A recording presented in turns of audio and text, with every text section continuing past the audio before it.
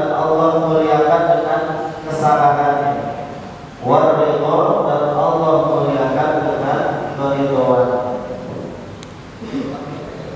al-ismu, adapun Allah memuliakan Nabi Muhammad ya dengan namanya itu, fanadahu birrisalah, maka Allah senantiasa memanggil atau menyebut Nabi Muhammad itu birrisalah dengan sebutan Rasul. Coba aja di Al-Quran cek, adakah Allah itu menyebut Nabi Muhammad gitu kan? Kan? Yang ada tuh ya ayyuhar Rasul, ya ayyuhan Nabi, kan? Beda sama nabi-nabi yang lain. Ya Adam, ya Nuh, ya Musa, ya Ibrahim. Tapi kalau kita punya nabi di dalam Al-Quran, Allah itu gak pernah manggil Nabi Muhammad itu dengan sebutan namanya. Jadi selalu disebutkan dengan kata-kata Rasul ataupun Nabi. Makanya ulama-ulama dulu itu gitu ya, sebagaimana Allah itu memanggil Rasul aja ya dengan memuliakan nyebutnya Rasul. Makanya kita kalau tahdir kan juga sebutnya itu kan Allahumma sholli ala sayyidina Muhammad. Allahumma sholli ala Muhammad. Ya. Meskipun Rasul sendiri nyuruhnya itu gitu, Allahumma sholli ala Muhammad. Cuma kan kita ikuti akhlaknya Allah. Ya. Nabi mengatakan tafadhalu bi akhlaqillah. Berakhlaklah kamu seperti akhlaknya Allah. Kita ikuti. Allah hanya manggil Rasul itu gak pernah sebutan namanya langsung. Ya. Masa kita baca. Walam yunadi, dan Allah itu tidak pernah memanggil Nabi Muhammad itu bil ismi dengan sebutannya langsung. Karena ada jami'al anbiya, sebagaimana Allah memanggil jami'al anbiya akan keseluruhan nabi-nabinya alaihi wassalam. Ya, cuma Nabi Muhammad dipanggilnya itu dengan istilah Rasul atau Nabi. Yang lain itu disebut nama. Nah, ini kan betapa Allah itu memuliakan kita punya Nabi gitu. Mithla Adam, seumpama manggil Nabi Adam, ya Adam. Ya kan? Wa idh qulna lil malaikati isjudu li Adam fasajadu illa iblis. Ada apa? Wa qulna ya Adam uskun anta wa zawjuka al-jannata ya Adam. Ya, Allah menyebutnya wa Nuhin dan Nabi Nuh, wa Ibrahim dan Nabi Ibrahim, wa ghairihim dan yang lain. Khusus kita punya Nabi disebutnya itu adalah ya Rasul ataupun ya Nabi. Allah Ta'ala berfirman, Allah Ta'ala fi kitabihil aziz, di dalam Al-Quran Al-Aziz yang mulia. Ya ayyuhar rasul balligh ma unzila ilaika. Allah panggilnya ya ayyuhar rasul, ya Muhammad balligh ma unzila ilaika. Tapi sebuah penghormatan, Nabi itu dipanggil oleh Rasul dengan sebutan ya ayyuhar rasul. Wahai Rasul, balligh, sampaikan olehmu ma unzila ilaika, apa saja yang diturunkan kepadamu. Ya ayyuhar rasul. Di situ Allah manggilnya ya ayyuhar rasul. Wahada, jadi artinya Allah memanggil Rasulullah itu dengan sebutan Rasul atau Nabi fi waqti inzalil wahyi, pada waktu diturunkannya wahyu. Artinya hanya berlaku pada Al-Quran. Ya, apa yang dipesankan oleh Allah melalui malaikat Jibril kemudian diterima pada Muhammad, itu Allah menggunakan katanya Rasul atau Nabi. Amma waktul mukafahati, adapun pada waktu Allah itu berbicara langsung dengan Nabi Muhammad, ya, ketika faqala ta'ala, ya, ketika Allah memanggil Nabi Muhammad itu untuk datang ya kepada Allah melalui Isra Mi'raj itu,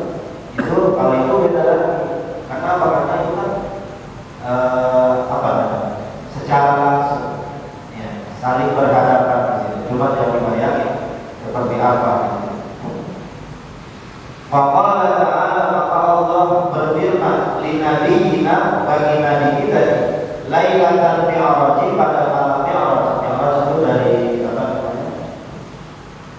Dari bumi, ya, dari Mekah ke atas di situ. Sidratul Muntaha. Ya, kalau Isra jalan darat, kalau mi'raj itu naik ke atas. Masjidil Haram dan Masjidil Aqsa.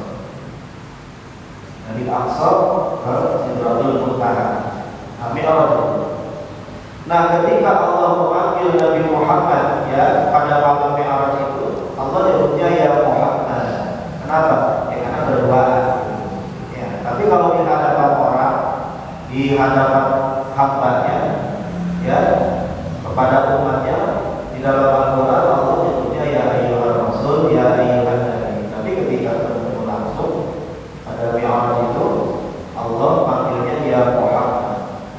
Sal tu'ta, kata Allah, sal mintalah olehmu tu'tahu, maka akan diberikan, maka akan dikasih, ya, apa yang kamu minta, kata Allah. Ini yang bukan di Al-Quran, namanya Allah menyebutnya itu ya Muhammad.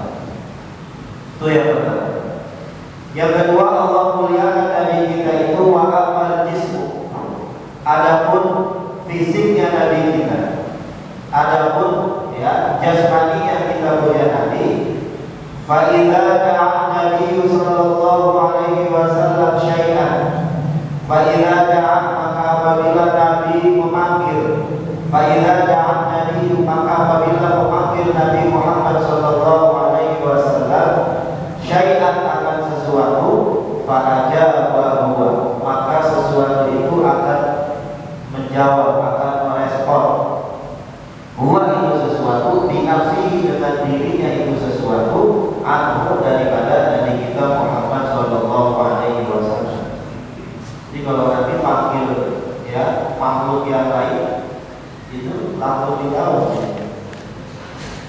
Walam yaf'al, dan Allah tidak memperlakukan zalika, yang demikian itu, lisairil anbiya'i, bagi nabi-nabi yang lain. Cuma Nabi kita Muhammad sallallahu alaihi wasallam, ya, kan ada tuh di mana, di Madinah, pohon yang dipanggil oleh Nabi, nah, itu pohon datang di situ, ya, apalagi rembulan ditarik, itu di situ. Itu kenapa? Karena dimuliakan sama Allah. Belum lagi produk, ya kan, macul-macul, ya, yang ada batu gede, sahabat semuanya gak ada yang bisa macul gitu. Mana itu, mas, itu langsung berbelah gitu. Ya. Nah, apa buktinya? Buktinya adalah wadzalika, yang demikian itu, annahu sallallahu alaihi wasallam, bahwasanya Nabi sallallahu alaihi wasallam radda, pernah mengembalikan, aina kota dada, akan matanya sahabat Qatadah bin Nu'man, ba'da saqatat, setelah matanya itu jatuh, ila khaddihi, sampai pipinya, wa nahwi dzalika, dan yang lain masih banyak. Jadi dulu itu ketika perang Uhud, itu umat Islam itu pada hakikatnya itu menang, ya, menang, karena Nabi bilang, kamu tetap pada posisimu di atas, ya, di bukit Uhud atau di gunung Uhud, jangan turun. Nabi bilang begitu. Nah, ketika menang, itu kan yang namanya harta rampasan itu. Nah, itu kan banyak berkali perang, ada pedang, ada yang lain. Perintah Nabi kagak dibenar itu sama sahabat. Padahal Nabi bilang jangan turun dulu sebelum dipastikan betul-betul aman. Ini ada sahabat yang kumpul dunia, yang cinta dunia, dia kadang-kadang itu omongan Nabi. Dia turun, ya kan? Ketika turun baru putar ingat dia dunia. Nah, melihat pasukan Nabi pada turun, ya, pada baru putar dunia, ghanimah itu. Khalid bin Walid itu ketika sebelum masuk Islam itu dia melihat, wah, jumlahnya dikit. balik tuh kalau bin Walid, wah sama balik. Akhirnya banyak dari sahabat yang meninggal. Nah ketika itu Qatadah bin Nu'man dilindungi Nabi. Nabi dilindungi kalau Qatadah dari serangan-serangan lawan orang kafir itu. Nah karena tuh Qatadah bin Nu'man itu matanya sama anak panah sampai situ. Tuh, jadi dia saking jagain Rasulullah itu biar nggak kena itu sampai segitu. Akhirnya kena dia punya mata, matanya sampai ke sini. Nekron. Udah deh, pada bulan Nabi selamat Qatadah juga. Cuma ketika sampai di rumahnya si Qatadah itu kata keluarganya ini mah bakal bisa disembuhin. Dokter mata juga berkata sakit, nggak bisa berbalikin lagi di sini. Akhirnya cerita ini terdengar oleh Nabi Muhammad SAW. Berarti kan Nabi nggak tahu ya. Akhirnya panggil ke Qatadah Rasulullah. Ketika dipanggil, dilihat betul. Bapak seperti ini. Akhirnya Rasulullah itu berdoa, kemudian dia tangannya itu memegang mata dari badan Qatadah. Kemudian dibalikin lagi. Itu seketika itu dengan izin Allah itu normal lagi. Bahkan penglihatannya jauh lebih baik lagi ketimbang yang sebelumnya di sini. Tuh, Allah punya mulia, Allah muliain fisiknya kita punya Nabi Sallallahu Alaihi Wasallam. Ya, dibalik itu balik lagi bahkan dia punya mata itu penglihatan jauh lebih baik lagi ya daripada yang sebelumnya. Itu kalau bukan Allah kasih kawan di situ, yang buruk mungkin. Ya. Kemudian yang ketiga wa'amal aqahu, dan Allah melihatkan kepada Nabi kita itu al-aqahu ya tentang pemberian. Allah berikan sesuatu kepada Nabi Muhammad itu ya. Fa'aqahu bila su'alin, maka Allah memberikan kepada Nabi kita bila su'alin tanpa minta. Tuh Nabi Muhammad. Jadi Nabi Muhammad itu kagak diminta, Allah udah kasih. Kalau kita kan minta dulu baru dikasih. Kalau Nabi Muhammad enggak. Nabi nggak minta, tapi Allah kasih. Apa buktinya? Allah Ta'ala berfirman, Allah Ta'ala inna a'tainakal kautsar, inna sesungguhnya kami a'tainaka kami berikan kepada ya Muhammad al-kautsar, telaga kautsar. Padahal Nabi minta, Nabi nggak minta. Cuma karena Allah melihat kita punya Nabi dikasih yang namanya telaga kautsar. Rasulullah. Jadi ya Rasulullah itu mengatakan Allah ya Muhammad maka kalau bukan karenamu ya Muhammad aku tidak akan ciptakan alam semesta ini. Ya, betapa kedudukan Rasulullah itu luar biasa dari Allah. Wa qala, dan Allah berfirman wa la sawfa yu'tika rabbuka fatarda, dan kelak ataupun pasti aku berikan kepadamu ya Muhammad, wala sawfa yu'tika rabbuka, pastilah Allah memberikan kepada rabbuka oleh Tuhan, fatarda, sehingga kamu senang. Jadi apa yang diminta oleh Nabi, Allah itu selalu memberikannya sampai Nabi puas. Satu apa yang kamu minta pasti aku akan kabulkan. Nah ketika di akhirat itu sebelum yang namanya pintu surga dan pintu neraka ditutup, itu Rasulullah itu sujud di bawah arsy Allah. Ya. Melihat Rasulullah sujud tanpa sebab itu Rasulullah tanya ke Jibril kalau tanya Muhammad apa yang dia inginkan dari dunia. Satu mintalah dengan pasti aku akan berikan. Akhirnya pada itu Muhammad, kenapa kamu sujud gratis? Cuma kemarin waktu di dunia tuh, sekarang kamu bukan tempat yang waktu sujud lagi.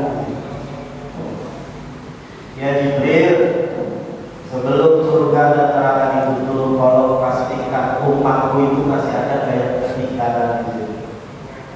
Inilah korelasinya dengan ayat tadi, wala saufa yu'tika rabbuka fatarda. Apa yang kamu minta pasti aku akan berikan, bahkan sampai kamu puas. Akhirnya bilang dari bahasa Jibril ada Muhammad, kalau enggak lagi 2 kali, 3 kali, sampai ketiga kalinya aku berdoa. Tuh, bayangin, Allah tuh benar-benar tuh ya memberikan apa yang diinginkan oleh kita dunia nanti, sampai benar-benar kita punya Nabi itu puas. Apa yang menjadi kepuasan dari Nabi kita Muhammad SAW? Dia nggak mau masuk surga sebelum umatnya juga dipastikan masuk surga semua. Ya, jadi yang diminta Allah, yang diminta Nabi kita cuma kita umat, selalu umatnya dan umatnya yang selalu dipikirin oleh Nabi. Kemudian yang keempat, kemuliaan yang Allah berikan kepada Nabi kita, wa amal khatar. Adapun kesalahannya Nabi Muhammad, fadzikul afwi, maka Allah menyebutkan kata maaf terlebih dahulu qabla dzambihi, sebelum Nabi melakukan perbuatan dosa. Ya, jadi sebelum Nabi melakukan kesalahan itu Allah maafkan. Haitsu qala, sekiranya Nabi bersabda, sekiranya Allah berfirman, afallahu anka, afallahu, bayangin Allah nyebutin kata afallahu dulu baru anka, ayat dulu bika. Jadi afallahu, Allah telah memaafkan. Ini pakai fil mudhari tadi, fil mudhari kan maknanya itu telah. Afallahu, Allah telah memaafkan Nabi Muhammad. Afallahu, Allah telah memaafkan apa daripada kesalahan. Ayat jelasnya bahwa wa'aminka, apa yang terjadi minka dari itu minta bil afdali wal ula, dari meninggalkan sesuatu yang utama dan yang lebih utama. Ketika ada nih, ya sahabat-sahabat Nabi, dia itu ketika disuruh perang, ya dari mereka itu ada sahabat yang minta izin sama Nabi, Nabi saya ikut perang ya, saya lagi sakit nih, Nabi saya izinnya saya udah ikut perang, saya punya orang tua lagi sakit. Ini namanya Nabi kan, orangnya itu ya dari begitu sudah, kalau yang sakit ya. Akhirnya Allah itu ditegur, Nabi, kenapa kamu itu membiarkan mereka itu ya ikut perang? Kamu kan cek dulu tuh, ya alasan mereka benar atau itu mereka itu sakit, bisa aja pora-pora, bisa aja memang baru orang tua, kan Nabi membuat salah di situ. Tapi sebelum itu aku udah maafin dulu gitu. Ya, jadi ketika Nabi melakukan sebuah kesalahan, Allah langsung memaafkan.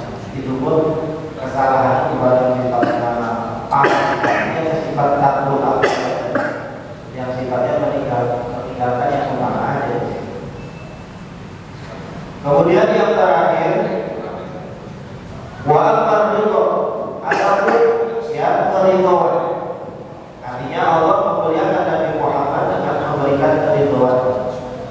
Falam yarudda, maka Allah tidak pernah menolak alaihi, atas Nabi kita Muhammad sallallahu alaihi wasallam, fidyatahu, akan fidyahnya Nabi, wala shadaqatahu, dan sedekahnya Nabi, wala nafaqatahu, dan nafkahnya Nabi.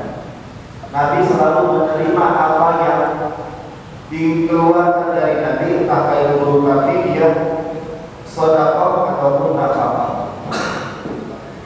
Karena Allah sebagaimana Allah menolak akan itu semua ala sa'iril anbiya'i, atas keseluruhan nabi-nabi ya, yang lainnya itu.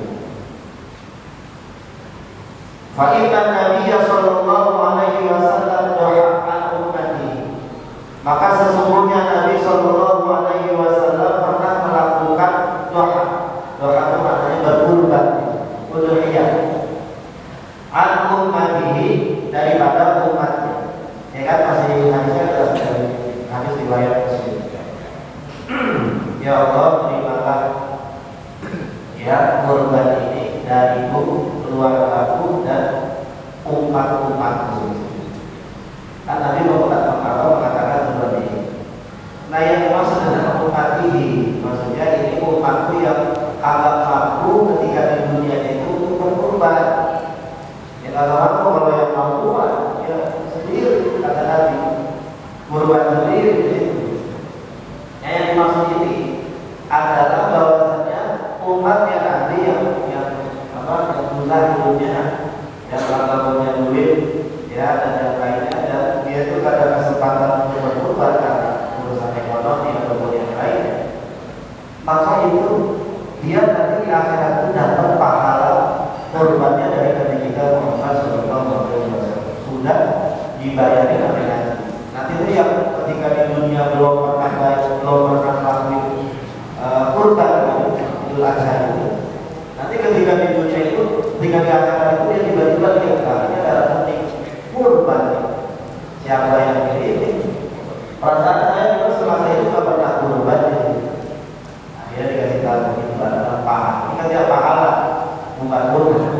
Pahala kurban yang dihadiahkan oleh Nabi kita Muhammad SAW bagi kita yang dulu ketika di dunia kita ini nggak mampu untuk berkurban. Cuman kita kadang itu tadi, ada apa sebenarnya kalau seandainya hari kurban itu kalau kita nggak mampu, orang tua dulu biasanya yang penting kita menumpahkan darah. Kata itu apa sebenarnya, minimal hanya kita potong ayam, bebek, apa ini itu sunnah. Artinya apa? Untuk memotong sifat tamak kita, untuk memotong sifat rakus kita kepada sifat kebinatangan kita. Jadi kalau kita nggak potong aja ayam atau apa ya. Nah itu, jadi Nabi itu pernah melakukan ya penyembelihan kurban itu yang mana pahalanya buat umatnya yang mereka itu tidak mampu untuk melaksanakan kurban. Kalau yang mampu ya silakan kurban. Nanti udah kurban yang Nabi udah kurban lagi kan juga sama ayat. Wakaf farad, dan Nabi itu membayarkan kafarat ummatihi daripada umatnya. Jadi intinya Nabi Muhammad itu kalau kita sayang banget, apa saja Nabi di kafar. Ya, maka setiap malam itu yang didoain umat kita kan. Ya. Nah Nabi itu ya ada sahabatnya yang melakukan pelanggaran, Nabi membayarkan kafarat. Bisa batil jimai dengan sebab dia melakukan jima di Ramadan di bulan suci Ramadan. Masih ingat ya? Ada pengantin baru, namanya itu pengantin baru, ya dia baru nikah, salahnya nikahnya sebelum puasa. Ya akhirnya dia itu melakukan hubungan badan di tengah bolong. Akhirnya kan yang namanya orang di bulan suci Ramadan tak boleh melakukan hubungan badan, maka dia kena kafarat. Akhirnya dia mengadu kepada Rasul. Ya Rasul, saya ini telah melakukan hubungan badan di bulan suci Ramadan. Gimana nih ya Rasul? Udah, kamu bayar kafarat, merdekakan budak. Ya, itu sahabat dia senyum-senyum gitu. Ya Rasul, saya baru saja dimerdekakan jadi budak. Saya mau merdeka budak, gimana sih kalau punya duit? Oh ya sudah, kalau gitu kalau seandainya kamu itu tidak mampu memerdekakan budak, ya kamu sudah susah ketemu oleh Allah. Ya sudah, kalau gitu kamu beri makan ya kepada 60 orang, ya kasih makan dulu satu sok gitu, atau ya satu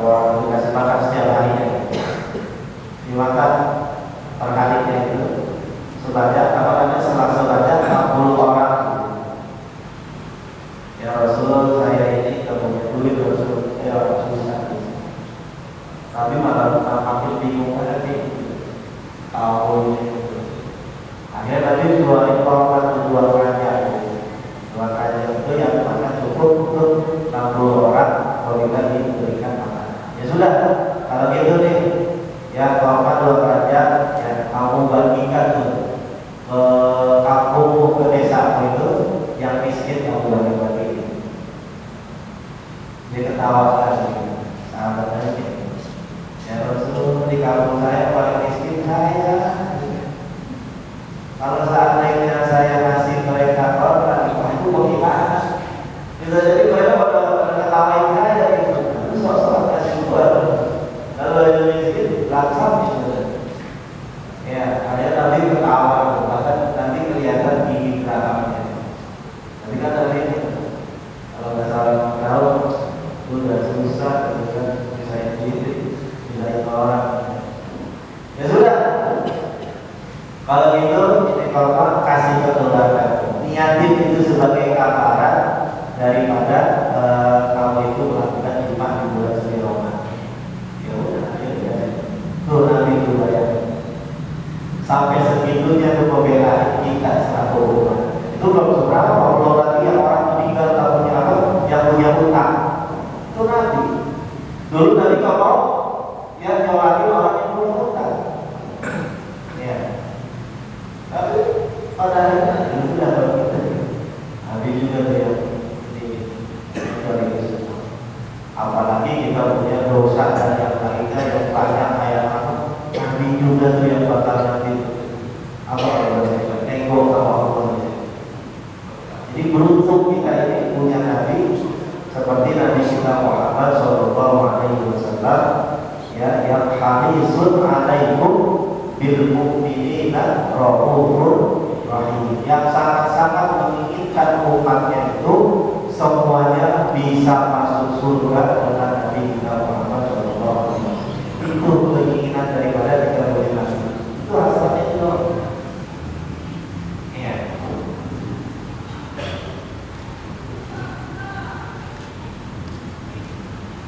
Satu lagi.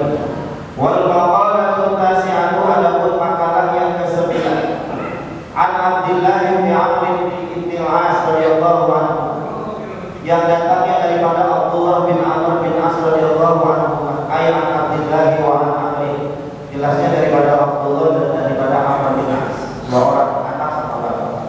Khamsun, ada 5 perkara.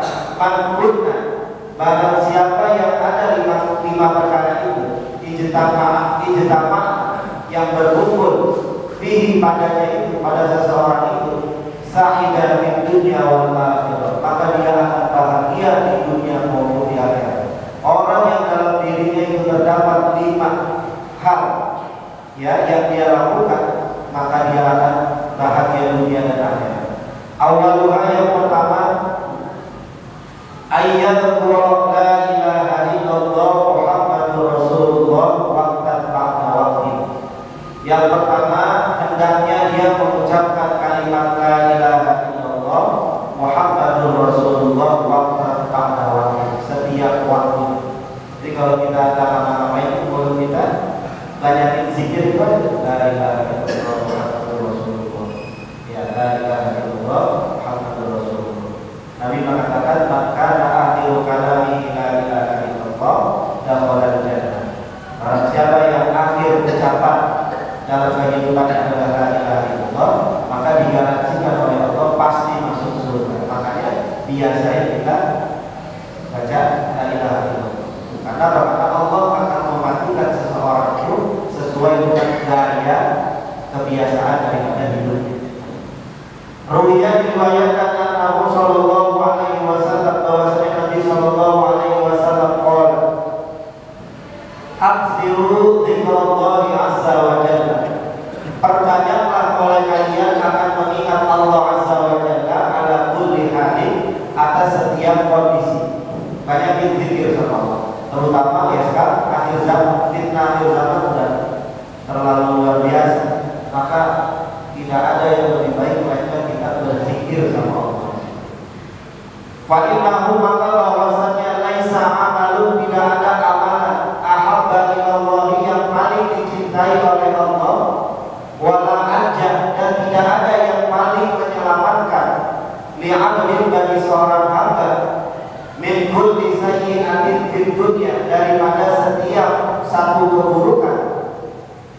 ya, fid dunya wal akhirati, dari di dunia ataupun di akhirat, min dzikrillahi, daripada berzikir kepada Allah Subhanahu wa taala. Jadi tidak ada sesuatu yang lebih menyelamatkan bagi seorang hamba di akhir zaman ini melainkan berzikir kepada Allah Subhanahu wa taala. Yang kedua, ma'idza tuliya bi baliyatin, dan apabila ditimpa, ya, seseorang itu tertimpa dibaliyatin dengan satu cobaan, dengan satu musibah. Qala, hendaknya dia mengucapkan inna lillahi wa inna ilaihi raji'un, wa la haula wa la quwwata illa billahil aliyyil azim. Gitu.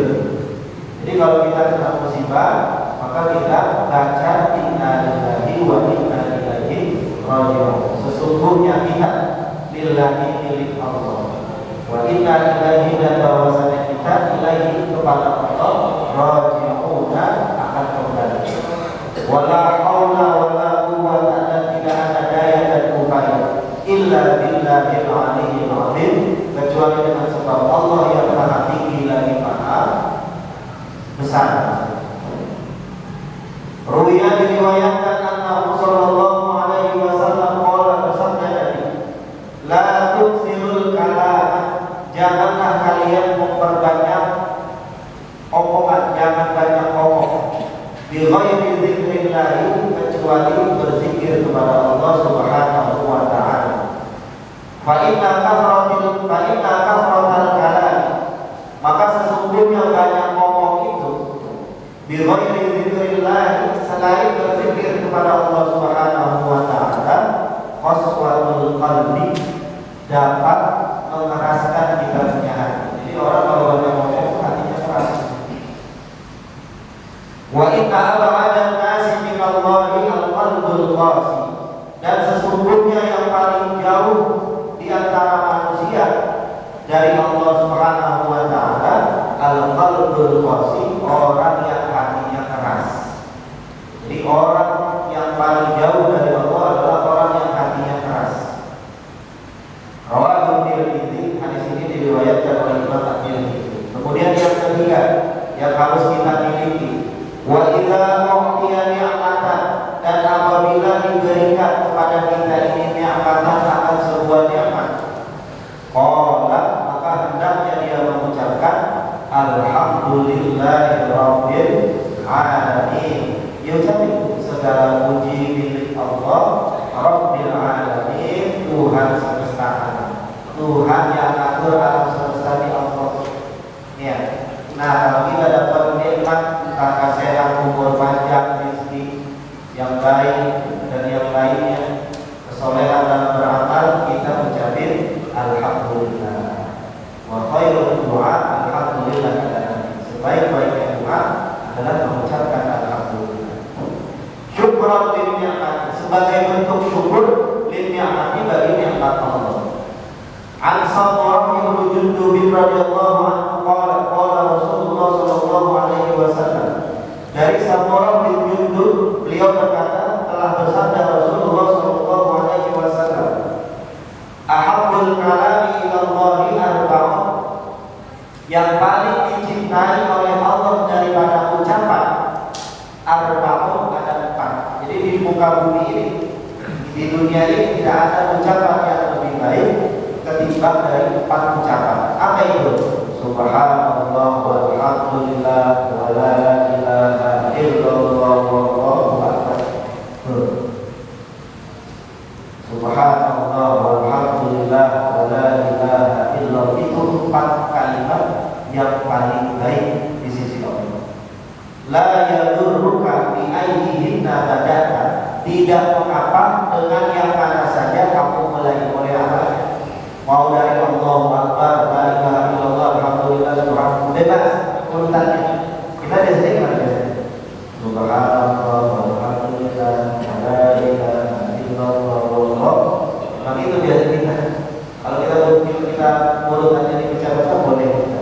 Karena kata tadi bi ayyihinna badaka, dengan yang mana saja kamu mulai boleh. Yang penting 4-4-nya ada, mesti tertib. Akhrajahu Muslimun wal Nasai. Wa ruwiya annahu sallallahu alaihi wasallam, dan diriwayatkan annahu sallallahu alaihi wasallam qala, bahwasanya Nabi bersabda, "Qulu, ucapkanlah oleh kalian semua, la ilaha illallah wallahu akbar. Wa qulu, dan ucapkanlah oleh kalian subhanallah walhamdulillah." Ada tambahannya, wa qulu, dan ucapkanlah oleh kalian tabarakallah. Cuma ada tambahan tabarakallah. Dalam riwayat yang lainnya ditambahkan tabarakallah. Fa innahunna khamsun, maka yang demikian itu khamsun adalah 5 bacaan. La ya'diluhunna syai'un, yang tidak ada bisa menandingi di dunia ini sesuatu pun dari 5 bacaan ini. Ya, kalau tadi kan 4, 5 tambahin tabarakallah. Jadi tidak ada sesuatu di dunia ini yang lebih berharga daripada 5 kalimat tadi. Kemudian yang keberapa? Yang keempat, wa idza tada'a, dan apabila kamu memulai fi syai'in, pada sesuatu, qala, hendaknya mengucapkan bismillahirrahmanirrahim. Jadi kalau kita mau ngapain aja, ya perkara yang sifatnya ada nilainya, ya, ini ada kebaikan di situ, ada sesuatu yang penting di situ, maka kita ucapin bismillah. An Abi Hurairah radhiyallahu anhu qala, daripada sahabat Abu Hurairah radhiyallahu anhu qala, beliau berkata, qala Rasulullah sallallahu alaihi wasallam, telah bersabda Rasulullah sallallahu alaihi wasallam, apa kata Rasul? Kullu amrin, setiap urusan, setiap perkara, dibalik yang memiliki nilai, la yudam, yang tidak diawali fi, pada itu sesuatu, setiap sesuatu, setiap urusan, ya, bihamdillahi atau bismillah, dengan mengucapkan bismillah, ya, di situ bihamdillah ya. Ya. Kalau di teks yang itu bismillah, di dalam kitab Kafawi bismillah. Coba aja lama sholat, ditata dengan mengucapkan bismillah, karena bihamdillah itu kan akhir, ya kan? Ini nggak ada korelasinya. Jadi bismillah, dengan mengucapkan bismillah, fahuwa aqtab, maka urusan itu, perkara itu yang kita kerjain, aqtab, apa namanya? Qalilul barakah, sedikit keberkahan. Wa intam ta'isat la yatimu makna, meskipun secara fisik itu sempurna, kita punya urusan rapi ya pokoknya, tapi la yatimu makna, katanya secara hakikat dia itu tidak sempurna. Maka pas sehat cuma sempurna ya Pak, itu kan bagusnya memang tempat sehat yang sempurna di rumah kamu, badannya gede, sehat, tapi sholat subuh tak buat buat ngaji, males, baca Quran, apalagi zikir yang enteng tidak bisa. Itu maksudnya. Jadi setiap apapun pekerjaan yang kalau kita sudah mulai dengan bismillah, itu kurang berkah, keberkahannya tidak ada, nilai ibadahnya tidak ada. Makanya kalau dia niat bismillahirrahmanirrahim, ya Allah saya niat makan agar nanti saya ini kuat ibadah. Nah itu ada yang dimumpahkan secara hakikat, secara makna sempurna. Ya meskipun dia jualan apa, pokoknya aktivitas apa itu yang secara zahirnya sempurna gitu, mantap kan? Tapi dia kalau nggak dulu itu baca bismillah, nah, itu pasti tidak ada nilai ibadahnya, tidak mendekatkan kepada Allah Subhanahu wa Ta'ala. Yang terakhir, wa idza afrada minhu dabba, apabila telah terkuasai seseorang atau apa namanya berlebihan, sudah parah. Iwa ila al-farqatan, apabila dia telah berlebihan ilmu dari dirinya, dapat dosa, dia itu udah dikuasai dirinya dengan dosa, karena memang ketika mudanya nggak pernah ibadah dan yang lainnya. Aibahnya akal dapat, dia telah banyak dosa yang sadir ilmu yang ditimbulkan darinya. Maka hendaknya dia mengucapkan astagfirullahaladzim wa atubu ilaihi. Astagfirullah, aku memohon maaf maupun Al-Alim, Allah Al-Alim, kepada Allah yang maha besar, yang maha mulia. Wa atubu ilaihi, dan aku bertobat kepada Allah. Kata Nabi, orang yang bertobat kepada Allah kama la dzambahu, seperti orang yang tidak punya dosa. Nah, jadi biasain kalau kita melakukan dosa, selalu kita beristighfar kepada Allah Subhanahu wa taala. Nah, 5 hal tadi itu yang saya sebutkan pada bacaan. Yang pertama, baca la ilaha illallah Muhammadur Rasulullah. Itu ketika yang pertama. Yang kedua, kalau diuji kita ucapin inna lillahi wa inna ilaihi raji'un wa la haula wa la quwwata illa billah al-aliyyil azim. Dua, kalau dikasih nikmat dia selalu mengucapkan alhamdulillahi rabbil alamin. Tiga, keempat, kalau seandainya memulai sesuatu dia selalu membaca bismillahirrahmanirrahim. Dan yang terakhir, kalau dia melakukan perbuatan dosa, entah yang kecil atau yang besar, dia selalu mengucapkan astagfirullahaladzim wa atubu ilaih. Biasa seperti sholat kita baca itu kan, insyaallah sa'ya fid dunya wal akhirah, dia akan berbahagia baik di dunia maupun di akhirat. Mudah-mudahan kita semua bisa mengamalkan yang dipahami dari Allah.